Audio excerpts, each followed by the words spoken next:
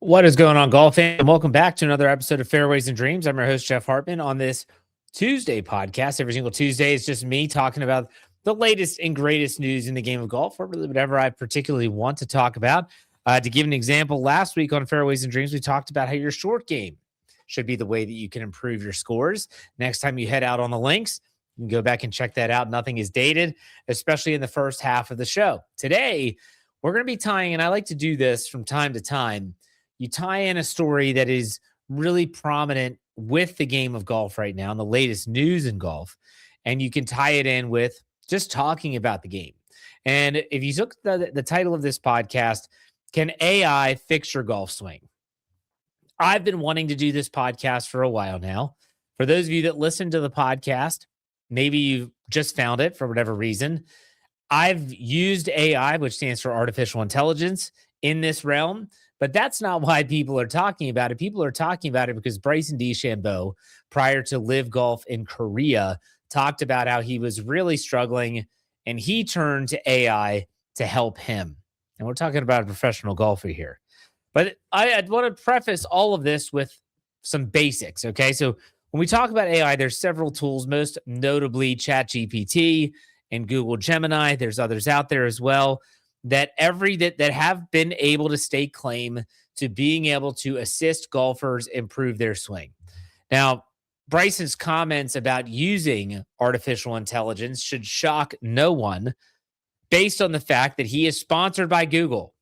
Okay, so that he even said, like, I use Google Gemini to help me fix my swing. If you know anything about Bryson DeChambeau, he is extremely calculated with what he says. He definitely understands why he's saying it. And he's going to leverage everything that he can to help him, his brand, and by proxy, the game of golf. He is sponsored by Google. And in case you didn't know, Gemini is Google's AI assistant or AI tool. So let's keep that in the back of our brains here as we continue to press on. Now, I think that I want to go back because I'm going to be sharing my story, not Bryson's story, but my story with the AI tool and how it helped or assisted or maybe didn't with my own swing. How did I even find out about this? Well, of course, ChatGPT had been around. Google Gemini was getting launched. I know that my wife used ChatGPT for some basic stuff. She loves it for recipes. She loves it for different styles of workouts that it'll provide. She used ChatGPT, the free version, for a lot of stuff. And I'm going to say this again, and I'll say it right now: the AI has always scared the bejesus out of me. It's not that I'm not anticipating Terminator 2 here. I'm not anticipating rising of the machines, but I do see it as a shoving off point with technology that I don't know if I'm ready for. You know, you have people that are making music that is completely AI generated, writing books, writing articles. All of it is not any human being's brain. It's just this code and this data that's being scrapped together. Doesn't mean it's wrong. Just means that I don't know if I'm really ready to fully embrace this. But nonetheless, I was at my brother's house. This was last winter, I believe, and it was Thanksgiving. We had Thanksgiving there. That was the actual holiday. And it was the day after we're watching the Skins game. After that's over, we're kind of, bouncing back and forth. My brother said, "Do you guys watch any YouTube golf?" And I said, "Well, I know of it, but I don't necessarily watch it." He's like, "Oh, but I've been watching the Bryson DeChambeau channel, but he watches some of the other channels, mainly Bob the Sports is his favorite." And he said, Bryson DeChambeau does this thing where he has a playing partner and they try to break the course record or try to break 50 or whatever the challenge is. I think it's break 60, but still. He was talking about it and he's like, "Let me show you one with Steph Curry where they actually do it." So my dad and I are there and we're watching. And I couldn't help but notice there were these built-in commercials into the video where Bryson DeChambeau is promoting Google Gemini, Google's AI tool. And he even said on that little built-in commercial, can even fix your golf swing and help you become a better player. So I see that, I hear them like, that's interesting. It piques my interest. We'll put it that way. And so I'm sitting there and we're watching, and they're both phenomenal golfers, and they achieved the goal of the show. And I'm thinking about my own game that winter, And how really, and I've talked about this on the podcast before, mainly on the mixtape with my buddy Dan from Leave the Pin. And I'm like, I keep thinking how I should be more consistent than I actually am. I should be a more consistent player, but I'm not. And it's because there's some issues with my swing that I don't know how to diagnose. I've had plenty of times where I've had my kids video me and I'm watching and I'm like, God, gosh, it doesn't look like it's that bad. Why is the end result as bad as it is? I'm also not really going to go and pay someone to try and fix my swing either. I'm not going to go get lessons. I don't play that much to be able to pump. Maybe it's a couple $100 into getting a lesson from a PGA professional. So this past winter, I bit the bullet. I downloaded the Google Gemini app to my phone. And I just said, and this was just basic, giving the AI generator enough information to be able to try and assist. So I tell them, I say them, I don't even know what to say and how to. I tell Gemini, there we go. I tell Gemini that I'm struggling with golf. I'm a right-handed golfer. I have the same miss when I have a miss, and that is a hard hook left. Not a pull hook, but a hard hook left. Is there anything that I can do inside without being able to swing that can help? And the Google Gemini says, yes, actually there is. And there's a lot of things you can do to help prevent this. It gave me the wall drill to do. It talked about how to work on things like the follow through. And this is even without a golf club. And so I did. But at that time, like I'm practicing these things, I have no idea if it's actually going to come and benefit me once I'm able to get out and swing. We had a hard winter. It took a while for the snow and ice to melt away. Spring rolls around. I continued to do some of the things that Gemini had suggested. And I go out to the driving range with my children and I try some of it. And it was mixed results. Mixed results. Still didn't go back to Gemini. I went out and played 9 holes on a nice day in early spring. And all of a sudden, there came that hook, crept back in by the time we finished our 9-hole round. And that's when I was like, I got to figure something out. So I go back to Gemini and I say, Gemini, it's improved with my irons a lot, but what can I do to eliminate the hook with my long irons and especially the driver? And I actually was able to put in video of from behind me. So if I'm getting ready to tee off in one direction, one of my children stood behind me, filmed me there. And then on another hole, they stood in front of me. So almost at the far end of the tee box, meaning the tee markers, they're behind the one tee markers facing me, and got a video there. So I then send the video to the AI tool. This is all totally free, mind you. So if you're listening to this or watching this, you're thinking this is going to cost money. It doesn't cost anything. And so Gemini is looking at my golf swing, and it finally comes back and says, there's a couple things that I think you need to work on. First is your takeaway. You want to try and keep the triangle that is your shoulders down to your hands intact as long as possible, maybe even cutting down on your backswing to improve consistency. Then they talked about really emphasizing leading with the label. That is the way they described it. Google Gemini called it leading with the label. I'm a right-handed golfer, so I wear a glove on my left hand. So the FJ from the FootJoy is the label that they're talking about, where you Velcro the glove over. Leading with the label means to extend that lead, that label, further down the target line. And they said, try those two things. And so I went out and I hit golf balls and it did improve. I'm still drawing the ball, but it improved. And so then I went back to Gemini one last time and they've noticed the grip. My grip was unbelievably strong. So when I was holding the golf club, if I'm looking down at my hands, I could see all 4 knuckles on my left hand. And the Gemini said, try making your grip weaker so that you can only see 2 knuckles. So I'm turning my left hand outward, the label, towards the target more. And so I'm like, okay, could this be an issue? Could this be the issue that I've had this whole time is the takeaway and follow through and then just with my grip? Well, I go to the driving range and every single time, and this kind of connected a dot for me with something that if you watch golf enough and you watch Scotty Scheffler on the range, he has a molded grip that he uses on a couple clubs to help him warm up. And he's always staring at his grip. Every single shot, he is picking his hands up and looking at his grip. And then all of a sudden I'm like, this is probably why. So I start to make that change and I go out 2 weeks ago and I have two tournaments to play in. I play in a 4-man scramble on Thursday. I travel back to my hometown of Wheeling, West Virginia, and play in a 2-man scramble with my brother that Sunday. The 4-man scramble, I hadn't hit my driver that consistent in a really long time. I mean, it was the 4 players that we had in our group. 2 of them don't golf that much. They're not great golfers, but the other 2 and the guy that I brought into the team for this year, we're pretty decent golfers. We're single digit handicaps. We'll put it that way. And so there were a lot of holes where it was like a 2-man scramble. His short game was on fire. Mine was not. My hitting the ball off the tee was great. We were setting ourselves up with really good looks off the tee. It was a pleasure to go out and golf. I haven't been able to say that in a really long time. So then we go to the 2-man scramble with my brother, and we're golfing. And honestly, again, I hit the ball well off the tee. There were a couple holes where maybe I blocked it to the right, and that can happen when I don't. You got to square that left hand up. Like when it says lead with the label, you do have to square that hand up. I thought I hit my driver very, very well during that round. And there were times where, my brother hits the ball further than I do. We had to kind of ham and egg it. We didn't play that great, but it wasn't because I couldn't hit the ball off the tee. It wasn't because I was hitting the ball poorly. We just couldn't make putts. Like that's what it really came down to. We just could not make putts. We couldn't take advantage of the par fives.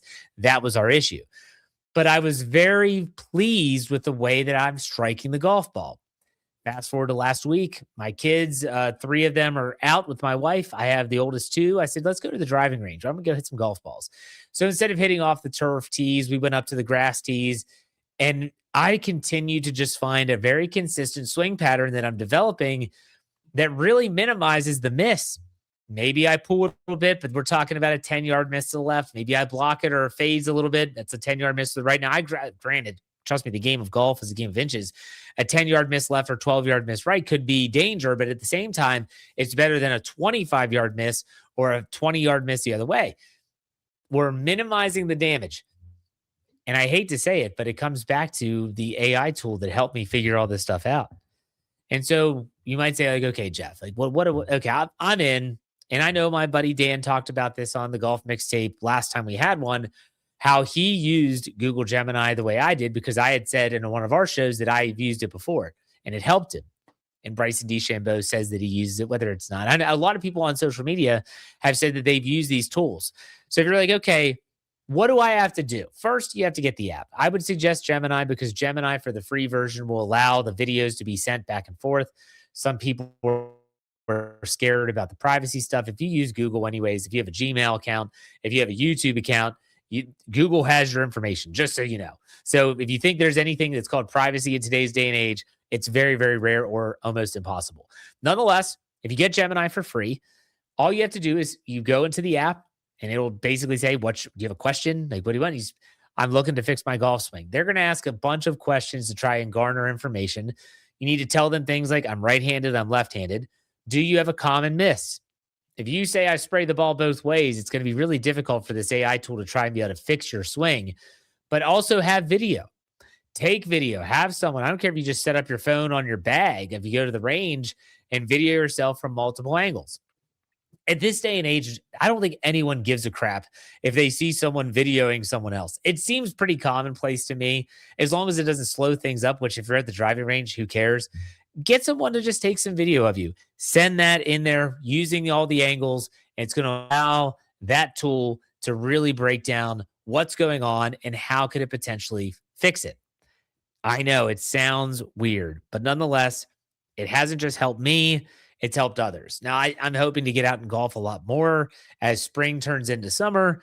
My workload hopefully decreases a little bit with the NFL going on hiatus until training camps start. And so for me, it's one of those things where it's like, can it work? Absolutely it can. And it's free. And I know I hate when I use something like AI that could potentially eliminate someone's job. And I hate the fact that I use this tool for free and it maybe kept $100, $50, whatever the cost would be at a local club to have a pro look at my swing.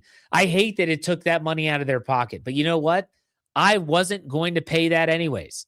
I wanted to fix my golf swing. I didn't want to have to pay for it. And I was able to do that. I was able to achieve that. Now, am I on Gemini a lot? No. Haven't used it in a well over a month, actually. And so, I'm finding what I could do. How can I improve things? And then I'm rolling with it. I don't know what else I would work on. Maybe I would work on putting.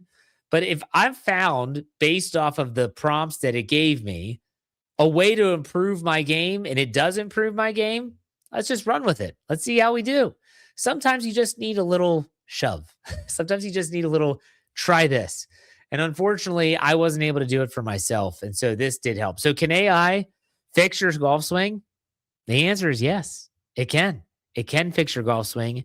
I would recommend it. If you have any questions, hit me up on social media on Twitter and X. That's what I use the most. It's at J Hartman, HARTMAN_PIT. And on Instagram, it's at @thegolf_life. All right, let's check out the latest news and notes in the game of golf. Russell Henley wins the Charles Schwab Challenge in a playoff. Dramatic. Birdies the last 3 holes on Sunday to tie Eric Cole. Eric Cole was also 37 years old, same age as Russell Henley. He had the tournament and he just couldn't make a putt down the stretch. They go to a 1-hole playoff. Russell Henley remains red hot, birdies the 18th, the first playoff hole. Eric Cole misses his birdie putt.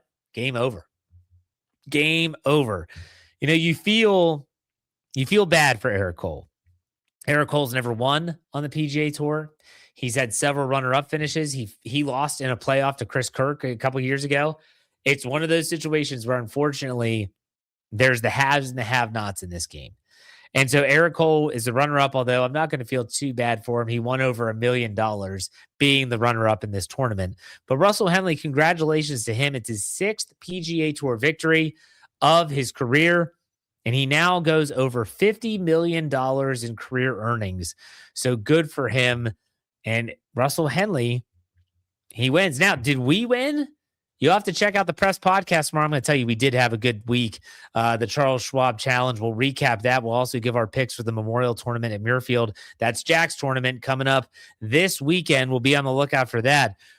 But another bit of news that came out this past weekend was the 2027 golf schedule, PGA Tour schedule, has already started to be released. And these are just kind of inklings and stuff like that. But they're changing up a lot of these venues of when they're being played. There's no longer a Hawaii swing. We knew that. The Sony Open is going by the way of the dodo. But the tour is going to start on January 21st. That's a change. Normally, they're starting right as the calendar year turns into January. No, they're waiting a few more weeks. The American Express on January 21st. Then they go to Torrey Pines. Now, this is just saying it's a Torrey Pines event. It's not yet confirmed, but expected. All right, so keep that in the back of your minds. So they go from the American Express, Torrey Pines, Pebble Beach, February 4th to the 7th. They go to the WM Phoenix Open, the Waste Management, February 11th. The Genesis, which is normally at Riviera, 18th. Then they go to the Cognizant. So now we're going to Florida.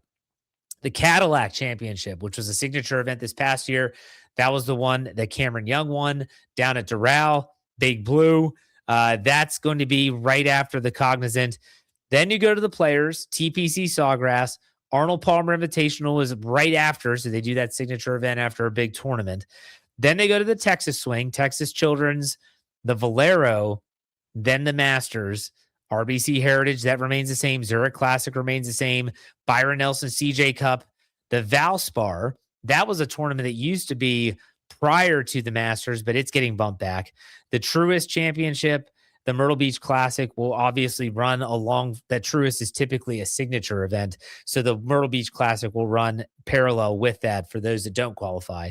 And then the PGA Championship is May 20th to the May 23rd. I will say this. I'm okay with all these changes. I think it's smart that they're waiting a little bit. Don't compete with the NFL playoffs. Start right as the AFC, NFC championships are like being settled and they're getting ready for the February Super Bowl. Really smart move.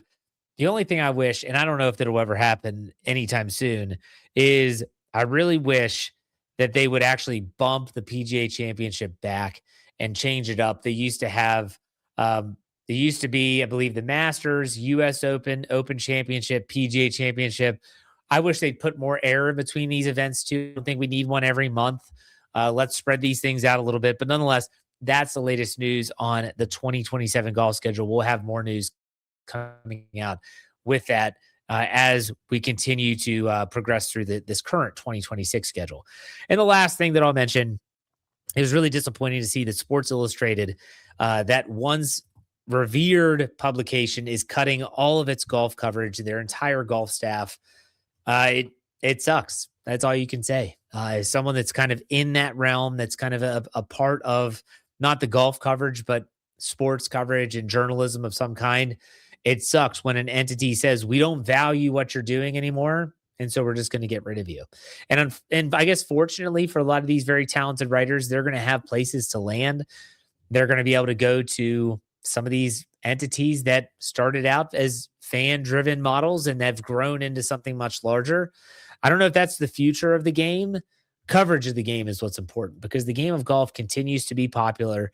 People continue to watch. Ratings are going up, increasing every single year. These events are getting more and more eyeballs on them. So that's a shame, though. That is a shame. All right. Well, that does it for me. I'm going to keep you all up to date with all the latest golf news on the Fairways and Dreams podcast. I'll be back tomorrow for sure for the press to give you my picks for the Memorial Tournament. And then I don't know if we'll have a third podcast this week. If we do, it might be a course review. I'm hoping to get out and play 18 holes this week. I might play a new course. We'll see. In which case, maybe I'll review that one. I don't know. I might have a mixtape for you. I need to check in with Dan. But in the meantime, you know how he finishes out. Be safe. Be kind. God bless. Have a great rest of your week. And we'll see you tomorrow on the press. Take it easy.